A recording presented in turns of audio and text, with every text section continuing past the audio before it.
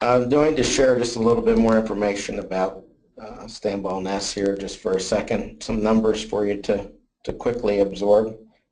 Next year will be our 100th year in business. Not as old as some of the AE firms we work with, but we're certainly getting up there.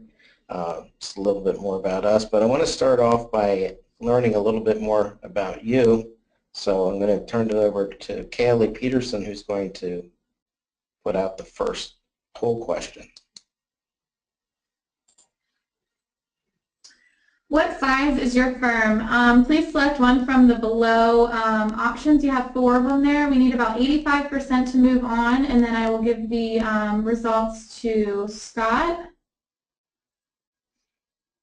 This information is important for me so that I can tailor my presentation a little bit to fit the various firms within the audience today.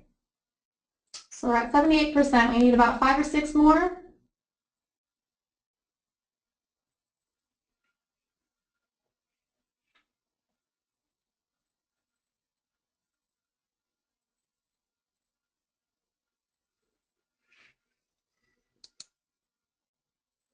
All right, there we go. So we have 52% have 1 to 5 employees, 6% have 6 to 15, 10% have 16 to 25, and 32% have over 25 employees.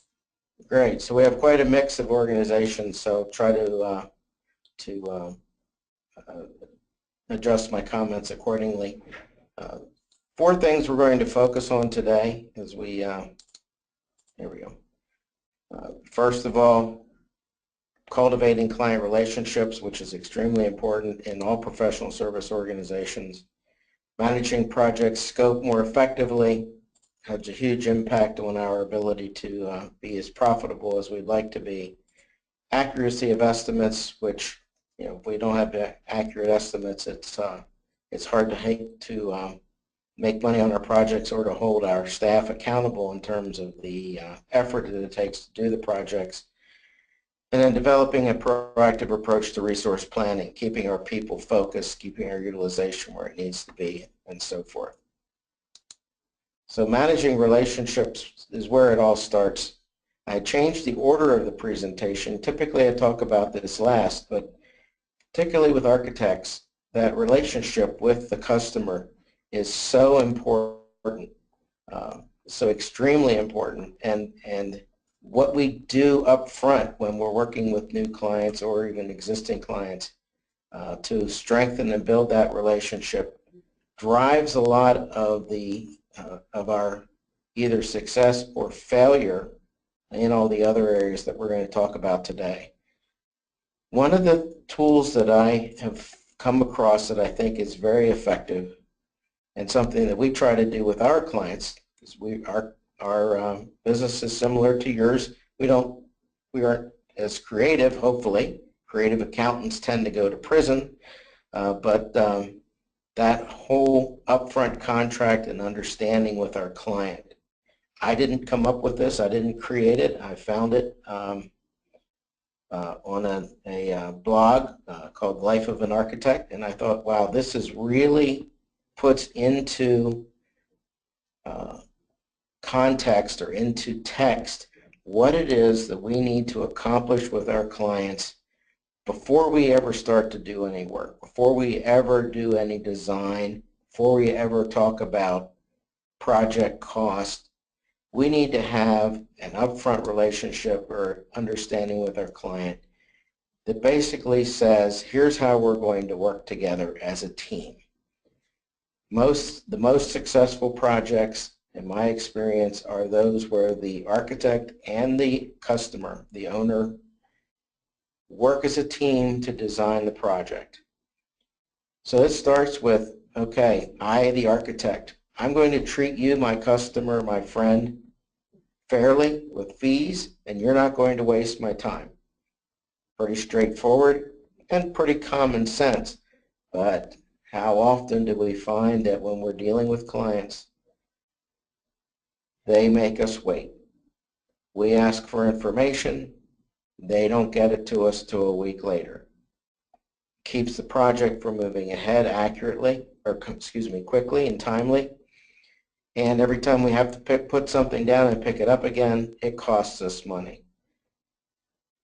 This would be common sense, but as has been said, common sense isn't all that common, so it needs to be discussed. The second item equally makes common sense, or makes sense, shouldn't be an issue, but I'm going to be available when you need me, and you're going to be available when I need you. You're not going to hide. You're going to be both going to be working on this together. We're going to work together to be successful as a team. The third bullet, you're going to tell me your real budget. How often have clients given us either a number that was significantly more than they truly want to spend, with hopes that maybe they can negotiate it down to what it is they're willing to spend, or on the opposite end, giving you a budget that's smaller than what they're anticipating, again, maybe hoping that they can come up with a design fee estimate or budget or contract fixed price that's less than what it would be if they told you what the real budget was. On the other hand, it goes hand in hand with that. If you're going to be honest with me, then I'm going to be responsible back in terms of if I design a building that exceeds the budget, and of course, exceeds the budget significantly. I don't think we talk about a dollar or $100, but significantly. Then that's on me, and I'll redesign it, on my time. This is particularly important if it's a project where you're getting paid by the hour, and it takes away that customer's concern that they're going to be charged for your rework, so to speak. If I design a building that comes in over budget, I'll revise the drawings at my cost. Got ahead of myself there.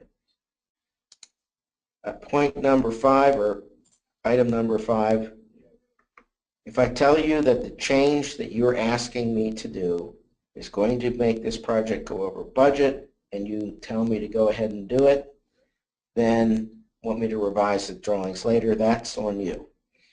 Just a common sense thing, a good contract term relationship, the kind of clients that you want to do business with, and being the architect that your clients want to do business with. It's a fair and open relationship where everybody, you can make a profit, and the client gets the building that they want.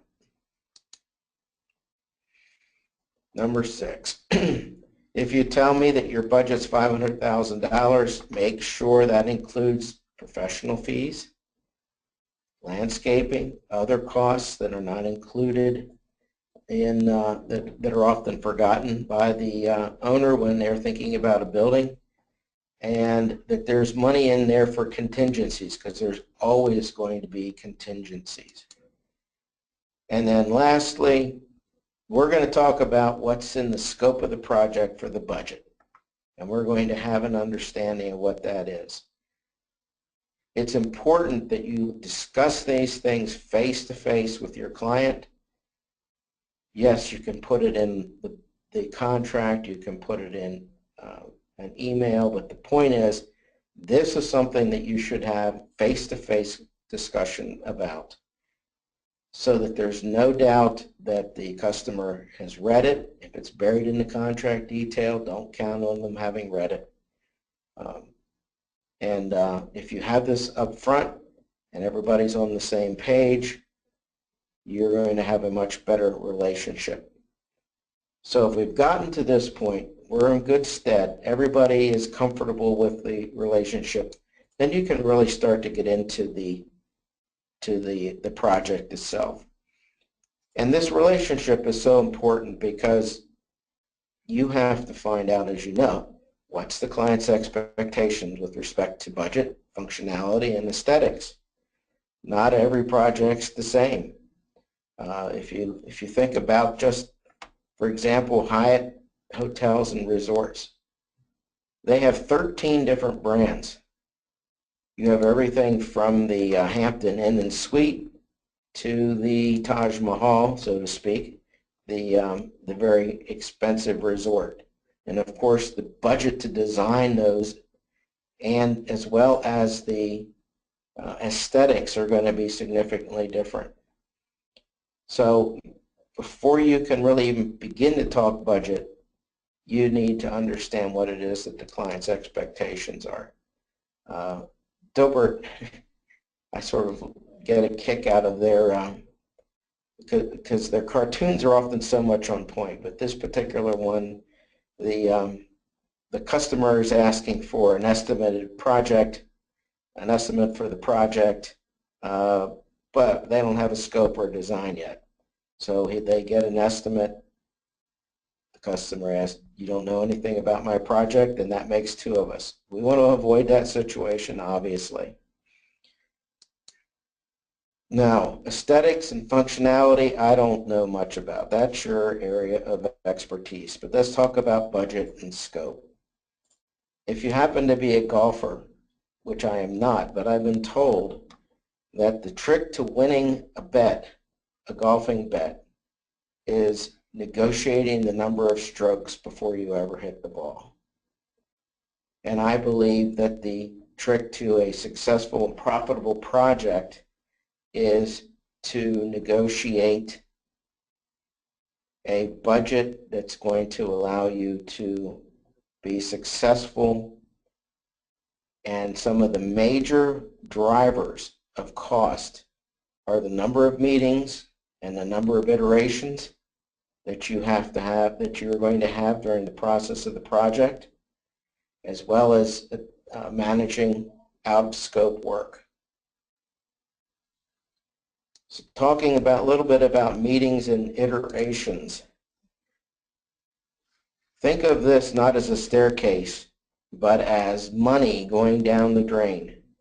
Excessive meetings and iterations that are in excess of what was planned in the budget are money going down the drain. It's very important, in my opinion, that the number of meetings and iterations be addressed in the contract documents, in the planning, for a number of reasons. Not only the fact that they cost money and are very expensive, but by having a certain limit to, say, the number of meetings or iterations, that will help to drive the client to be more efficient, to not waste your time. It will drive them to say, okay, before I have a meeting with my architect, let's make sure we have all of our questions accumulated and we've thought through everything so we aren't wasting anyone's time. The same thing with iterations. If we have a limit to the number of iterations that are included in the contract without it being an extra, the client is going to have a desire, have a financial interest in making sure that they have all their questions and all the changes that they want to make on the table very efficiently and as soon as possible to reduce the number of times that you have to go back and redraw the plans. So think for a second, and I'm going to give you a second, but think for a second about the cost of a meeting. What does it cost to have a meeting with a client? Now in this particular picture, I counted 8 people. So let's assume that half of them are our staff. What does that cost? I'll give you just a second to think about that, and I will give you a picture, or excuse me, an example of what it might cost for an extra meeting. So in that picture, there were 4 staff. I did my homework, assume an average billing rate of $150 an hour. So for 4 people to be in a 1-hour meeting costs you $600. But the meeting isn't just the meeting. It's the 2 hours of preparation time for the team. That's $1,200. The actual meeting time, oh, and don't forget, we have travel, that's a half hour each way. So that's really 4 hours, that's $2,400. And somebody back at the office on the tail end has to summarize those things we discussed and get them into the file. And assuming that only takes an hour is probably generous. So the cost of a meeting isn't just that $600, it's more like $3,750 for just one meeting. If you have 4 meetings that were not planned in the budget, that's adding $15,000 to the effort. There goes your profit right out the door. Not to mention the fact that since you're not getting paid for that, for those extra meetings, that's time you couldn't be working on another project. So between the opportunity cost lost and the additional fees that you can't bill, it could be double that. And following that through to the cost of iterations, just assuming that it takes 8 hours to make the changes, at $150 an hour is $1,200. Factor in the opportunity cost for the work that you can't do because you spent this time somewhere else, and that's really a $2,400 cost.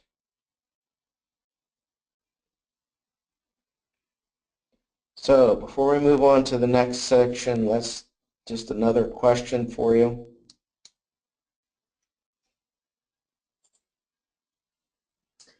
What ERP system do you use? Deltek Vision, BST, Agera, other, or none? So again, we need 85% to continue. So ERP, Enterprise Resource Planning, would be your project management, your scheduling, your timekeeping. All of those typically roll into a single platform. If you don't have resource planning or you don't have a project management suite, maybe you're just using QuickBooks if you're a smaller firm. Just out of curiosity here.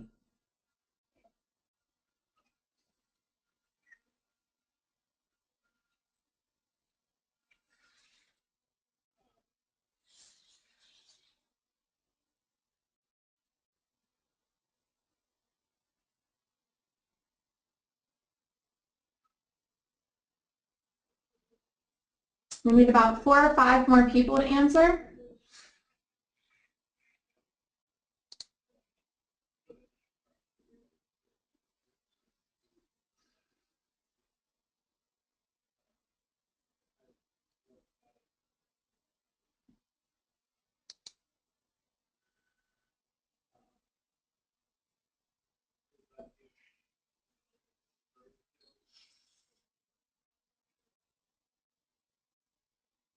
Still waiting on 1 or 2 more.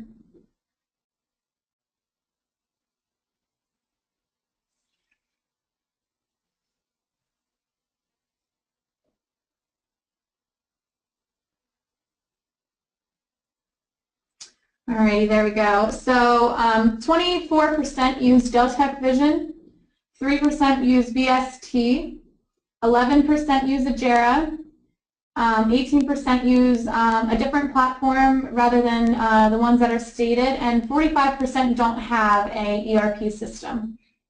Okay, good information, and I appreciate the feedback. So let's talk about managing scope. What happens when your project goes over budget? What happens when you start incurring costs that you didn't plan for, that you can't bill the client for? Project tends to get worse for time, which I'd see typically happen. Projects that are in trouble tend to stay in trouble because they don't get enough attention. That's a topic for a whole nother day, but scope creep, managing scope. Scope creep can destroy a project, but it can also destroy client relationships because you're in a situation where now the project is running over budget for you. You're not making the money that you wanted. It's eroding the time that you had planned to spend on the creative design, the creative part of the design.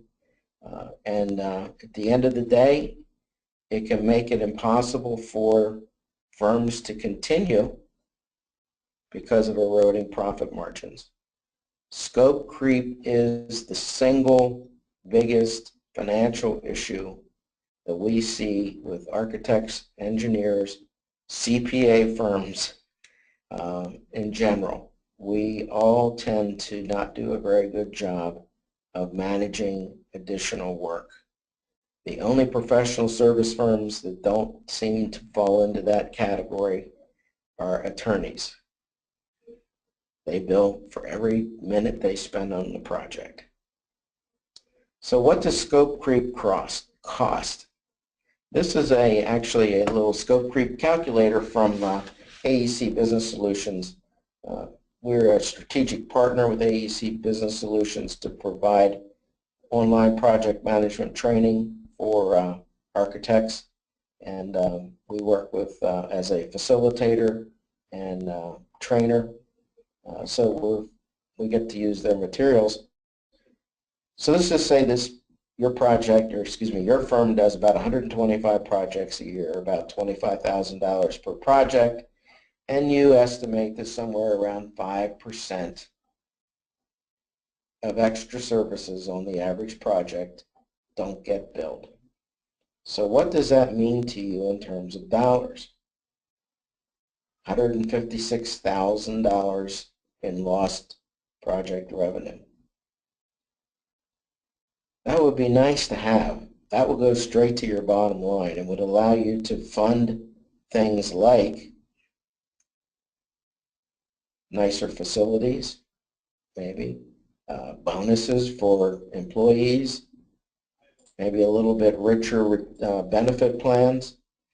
And what if we can just improve our extra service billing by 1% of revenue?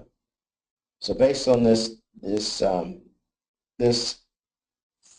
firm that we've set up here, gross revenue is about $3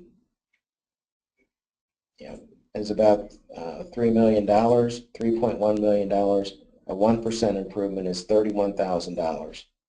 And I would challenge everybody on this webinar today that 1% is not hard to accomplish. I would say that everybody on this call can improve their profitability by 1% of revenue with only minimal additional effort in one area, and that is managing scope creep. So why do we have this? Typically, we find that it falls into pretty much into 4 areas as far as cause. And these are all sort of cultural things that we need to address. If we think about it, we like to design nice projects that are very artistic, very functional, but sometimes we get carried away with our desire for recognition. And it's nice to win awards. It helps to build your resume. It helps to bring in new client opportunities. But at the end of the day, not every project that comes along is a candidate or should be a candidate for that type of recognition. We need to actually manage that focus to be just for those few projects that come along, the marquee project, where you really have the budget and the opportunity and the right client to devote the resources to have that project that is going to be competitive and is going to win you some awards. But you can't do that on every project. The budget just isn't going to be there. The second area is the what it takes mentality, whatever it takes to keep the client happy. Keep in mind that going back to our contract, our upfront contract, if we have that solid contract and that understanding with the customer, the whatever it takes mentality is whatever it takes within our contract, within the terms of our agreement, within the terms of our understanding. Clients who continually demand more and more for the same money are not the clients that you really want to work with in the long term. And even our good clients at times are going to push the envelope. But we have to understand, we have to communicate within the organization that, yeah, we want to do what it takes to keep the client happy, but at the same time, it has to be within the scope of the contract and it has to be part of our understanding. Quality is typically something that we all say in professional services. Well, we want to do a quality job. We want to do a good job. The project has to be right. But we don't define those terms. So therefore, the people working on the project, the team leaders, the individual architects are looking at this and saying, we have to do a quality job. My definition of quality is not necessarily the quality level that's within the budget for the project. So we have to have an understanding with the client team and with the customer, what's the deliverable going to look like, what are the expectations, and then budget the project accordingly. The unrealistic expectations and unclear expectations, from the very beginning, there has to be a clear understanding of what this project's going to entail, what the results are going to be, what's included in the scope of the project.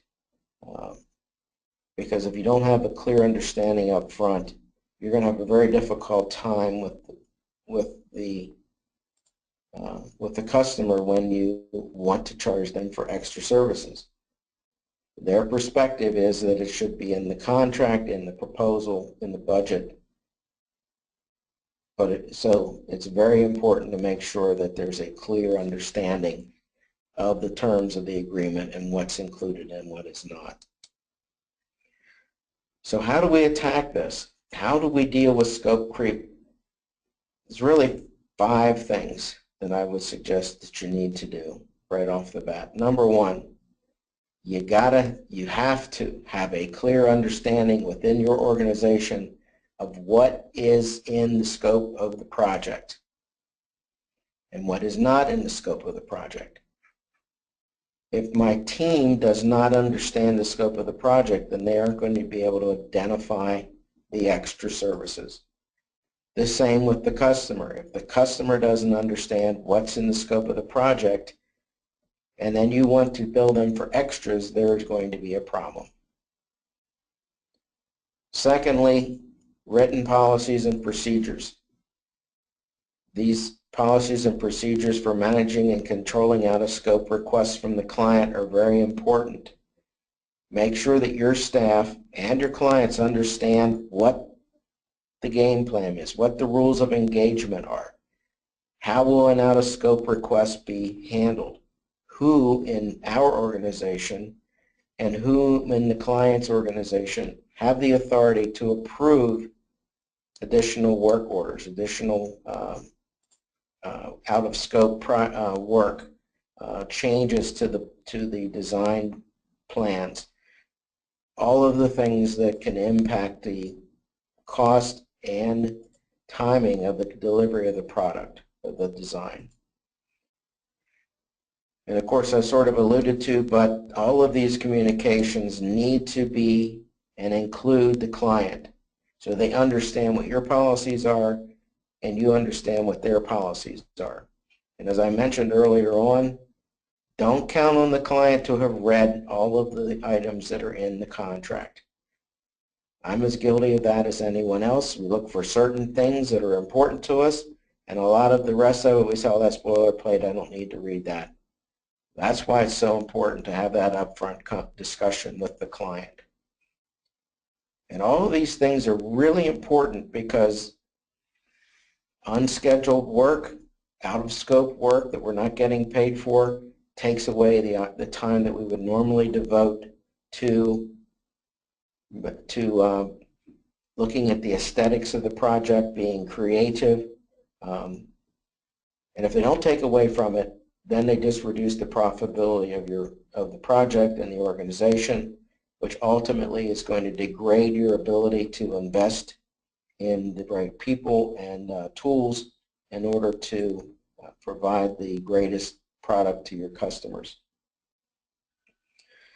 So far, so good. Communications, policies, yeah, we don't like to write things down, but they're not too bad compared to timesheets and time management.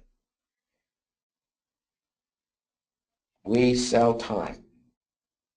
CPA firms, architects, engineers, attorneys, we all sell time. So therefore, tracking the time is very important. I advocate, and we do here in our organization, and we work with a number of AE firms that do as well, we advocate daily contemporaneous time entry. Yeah, that's a biggie. But if you look at the statistics, it's worth it. We typically find between a 10 and 25% increase in the identification of out-of-scope projects, out-of-scope work, when we do contemporaneous time entry. Because when we're having to enter it today, we will remember what we did and we're more likely to say, that was out of scope and I need to put that in an out of scope phase or task. In addition, they have to be reviewed, timesheets need to be reviewed and approved so that the supervisor, the project manager, the principal knows that early on the time's being entered into a extra or an out-of-scope phase or task so that they can look at it, follow up, and make sure that the conversations are being had with the client. And of course, we can't tell if we're ahead or behind on the project if we're only looking at time after the fact. Or I should say, we can't do anything about it if we're only looking at it after the fact. And then the final item there, set up a phase or a task within every project where the time is to be recorded for out-of-scope services. If you're using an ERP system that requires, that allows you to require descriptions, written descriptions for time charged to certain phases or tasks, you make the extra services phase or task be one of those that requires an explanation so that at the time the work's being done, the time's being entered, the description of the out-of-scope work can also be entered.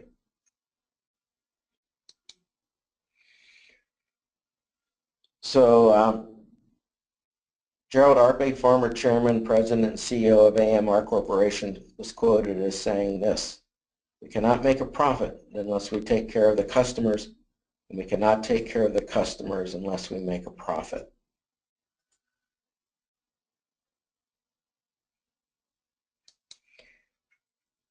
And again, the same, I apologize for duplicating this, this cartoon. This was originally a cartoon about change orders, and I lost it and I cannot find it, but it basically said, the client wants to do the work for less. They want to do it for less, and the manager's thinking, or the decision maker's thinking, we can do that. And in his mind he's thinking, yeah, what's the cost of one change order? And then in the next picture you see the stack of change orders being processed by the accounting department, the project accounting group. So our third polling question, this is an easy yes or no. Okay, so the question is, do you include a line item in your estimates for contingencies, yes or no? And we need 85% one more time to move on.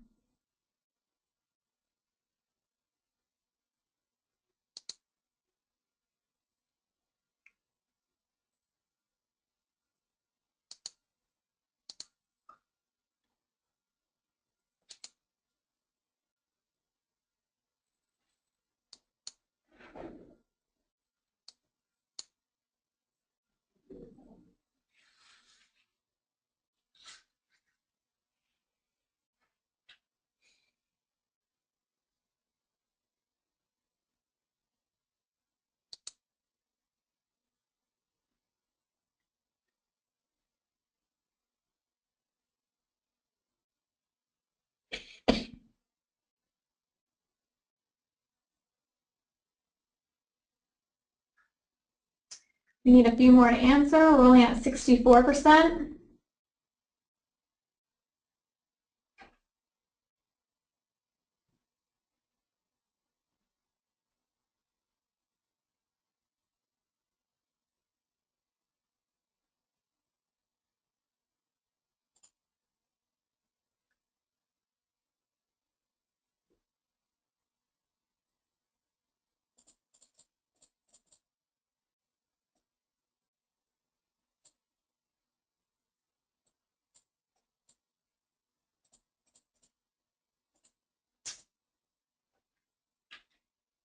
All right, we need about 3 more to answer.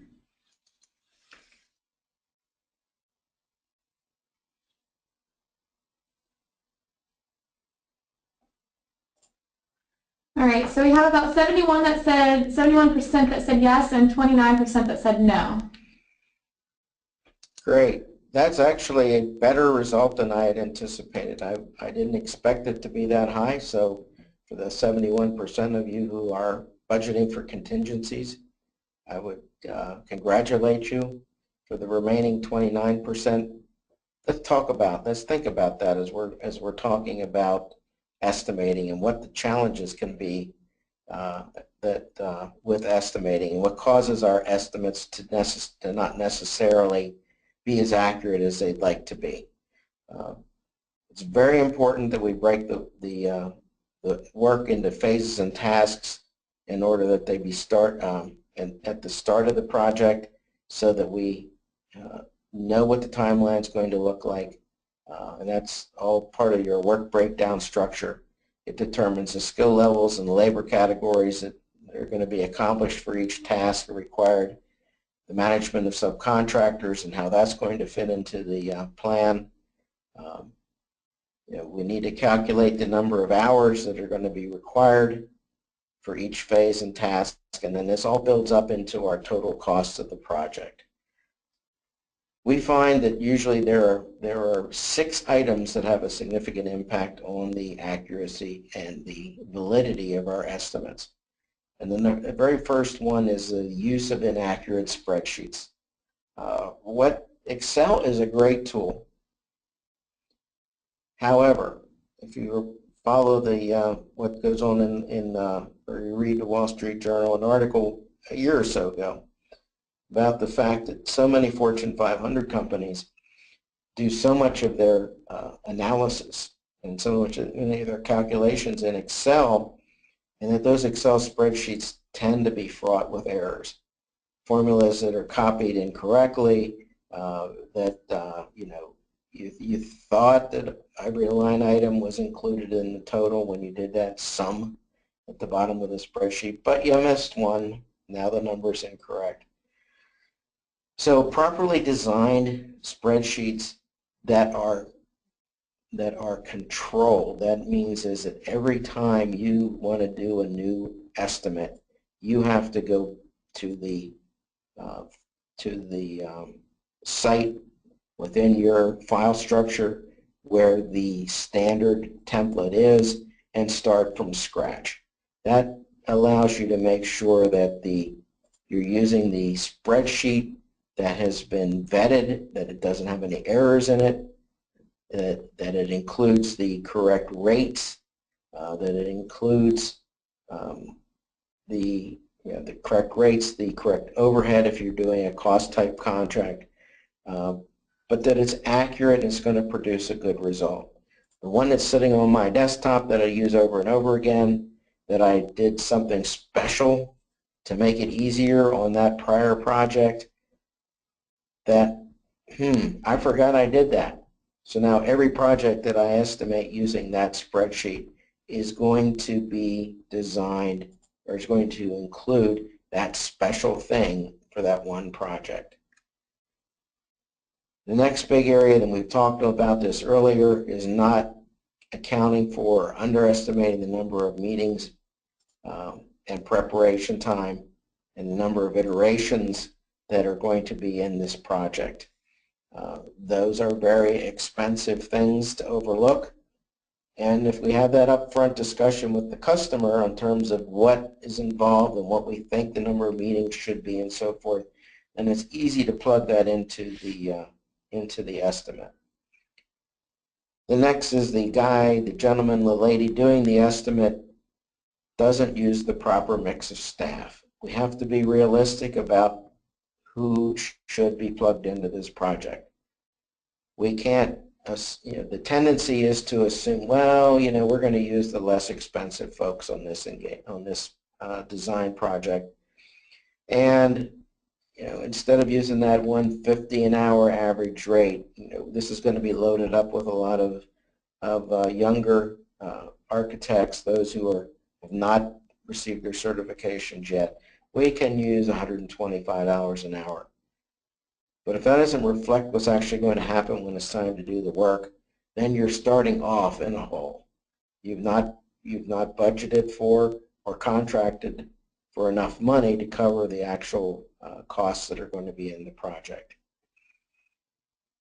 Fourthly, a failure to consider prior projects. How did we do on this similar project that we did last year or 2 years ago? Looking at what the hours for the per square foot based on that similar project 2 years ago, and looking at that and comparing it to what we have in our budget today for a similar type project. Use those lessons learned effectively to make sure that you're estimating and pricing the next project appropriately. Contingencies come. They happen. It's important to budget for them. For the once in a while when they don't happen, that's great. We have a little bit of extra profit in those projects, but they're always going to be there. You just don't know where they're going to be. If you don't plan for them, you don't budget for them, then whenever they come up, that's just a write-off. That's just something you're not going to get paid for.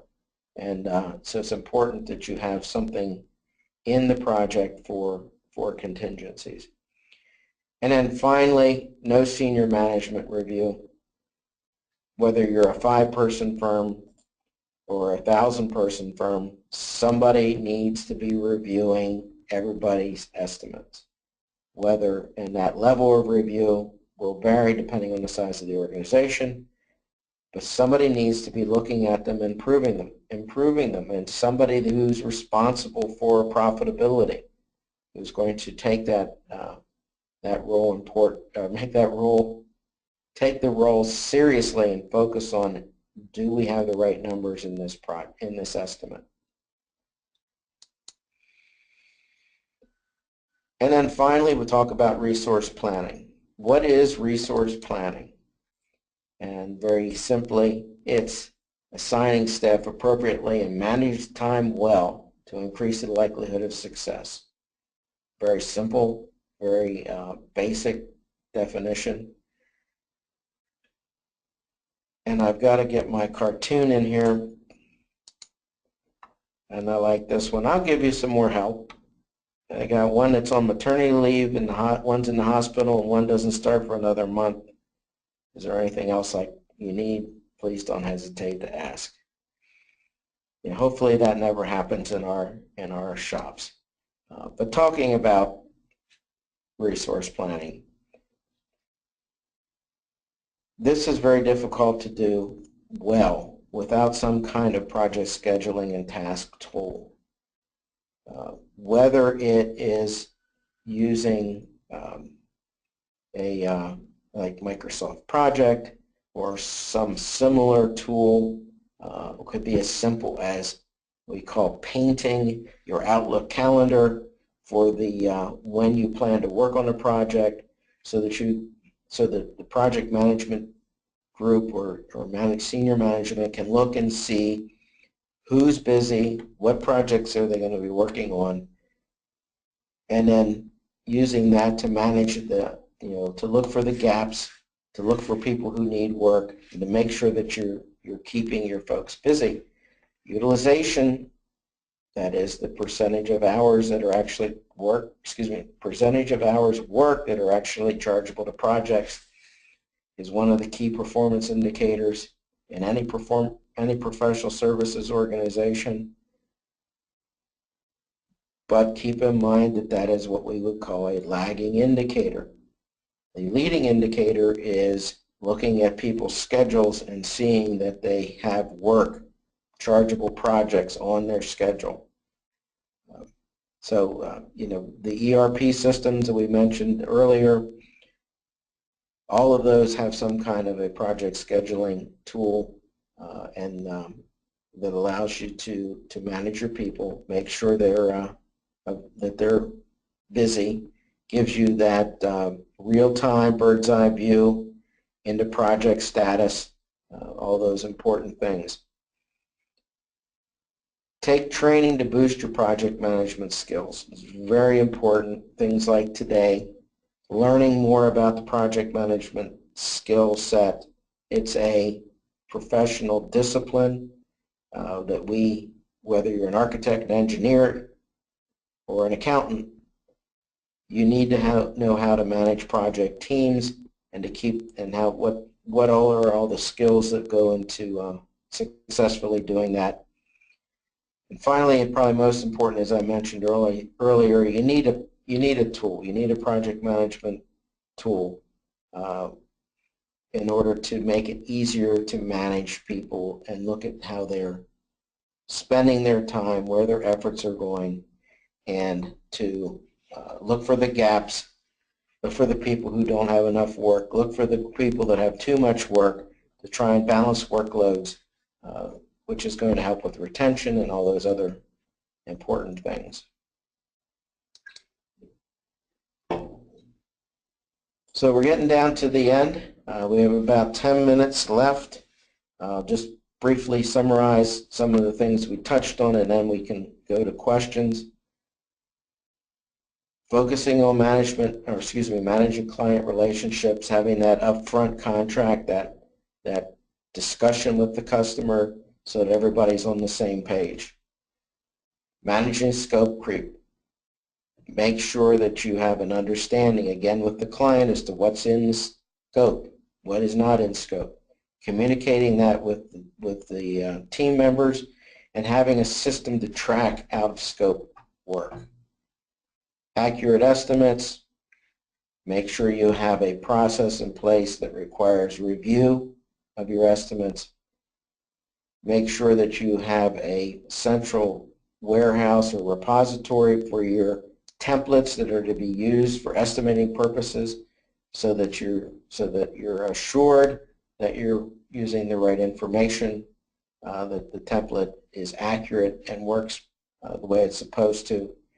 And then resource planning and management, having the tools that are necessary to at a glance see what your availability, staff availability is going forward, who's busy, who's not, and to look and to manage your staff in a way that gives you a utilization rate that's going to be profitable. And then I'll leave you with this picture.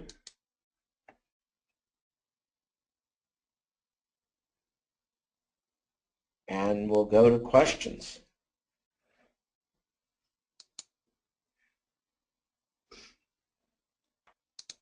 Okay, Scott. We had one question come in on the avoiding scope creep slide. That was, what do you mean by contemporaneous time at need? Okay.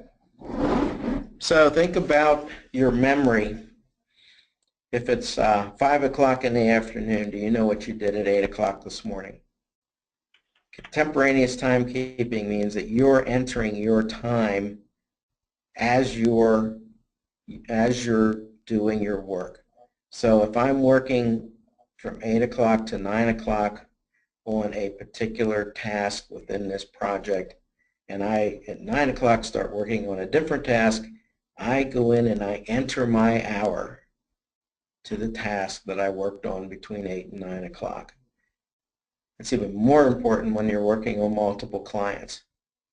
It's very difficult at the end of the day, let alone at the end of the week, to remember what you did that Monday morning from 8 to 9 o'clock.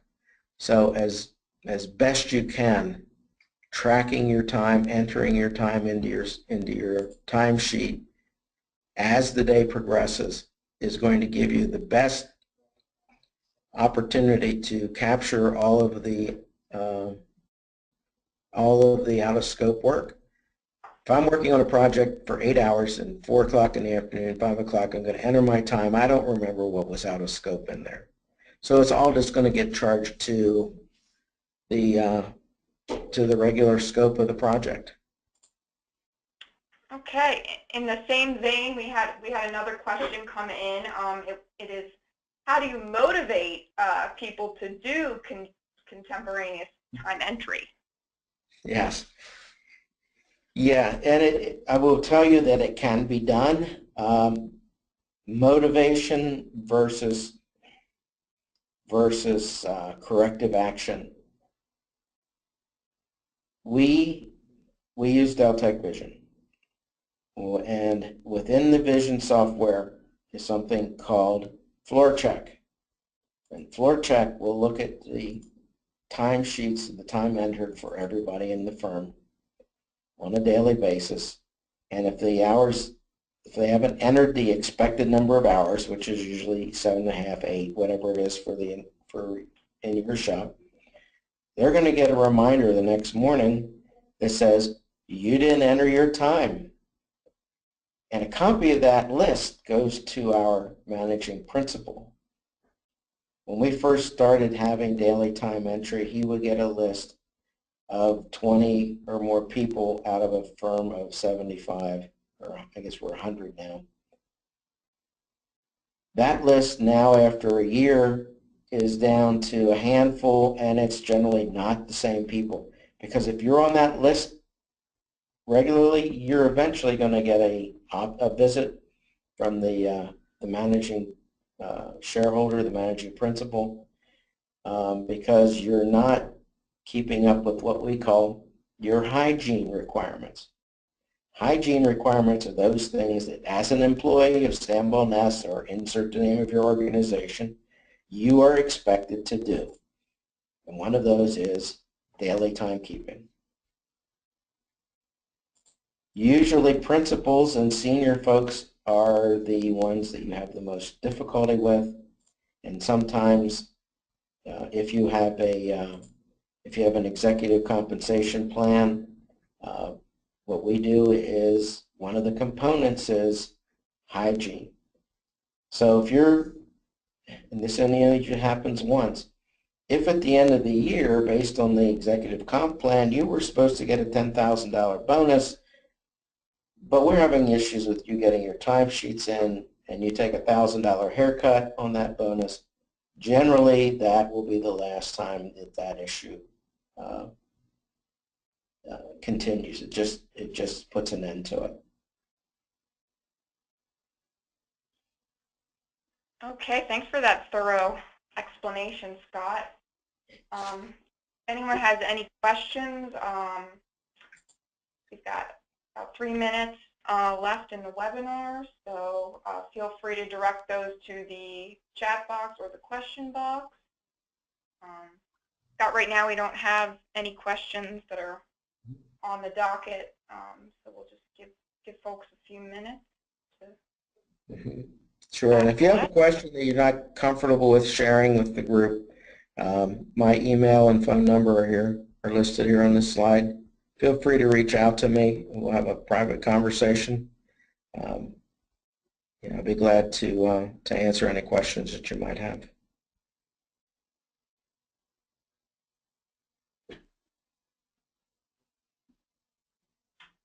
Okay, so one just came in here. Scott, it says, what range of fee contingencies do you see or recommend?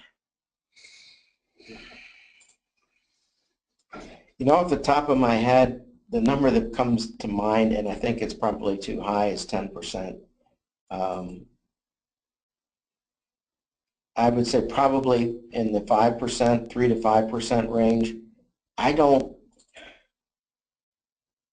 have to do a little bit of research on that to give you a better idea, but I can I can get a better answer and send that to Olivia, and she can share it out with the group if that is okay. Sounds great, Scott. We just had another one come in here.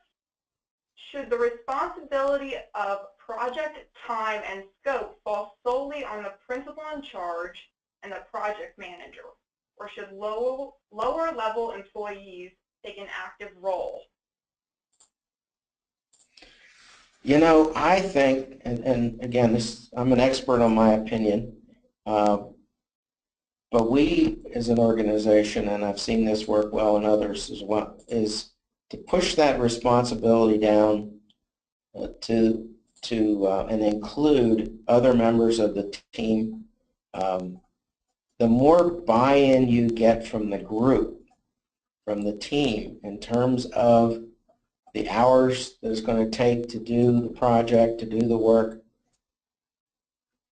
the greater usually you're going to, the greater buy-in you get to that, the more successful it's going to be. Because if I tell you as a staff architect that I can do this, we can do this in 24 hours, I've committed to that, and my word is my bond. I said, we can do that in 24 hours. I'm going to push to get it done in 24 hours. If I tell you that I can't do that in the budgeted hours, that's something you have to think about. Those are your staff, the folks that are actually doing the work, are the closest to the work. They tend to have the best the best idea in terms of how long it's going to take. So I would encourage you to include other people in the group in both the development of the scope and the estimate, as well and to share in the success or the failure of it. Okay, well, I think with that, I think that kind of concludes any questions that we're going to see coming in. We're right at that 3 o'clock hour mark. Thank you to Scott and Kaylee for joining us today to share their expertise, and thank you all for joining us this afternoon. Please take a moment to complete the survey that will pop up at the conclusion of the webinar so we can make sure you receive credit for the webinar, AIA credit. We look forward to the next STAM-OMS webinar. It's going to be Moving Technology Behind the Curtains and Advancing Architects to the Front, which is scheduled for Wednesday, April 18th at 2 p.m. Keep an eye out on your inbox. We will have the registration invite sent out later this week. So with that, that concludes our webinar, and I hope everyone has a great afternoon.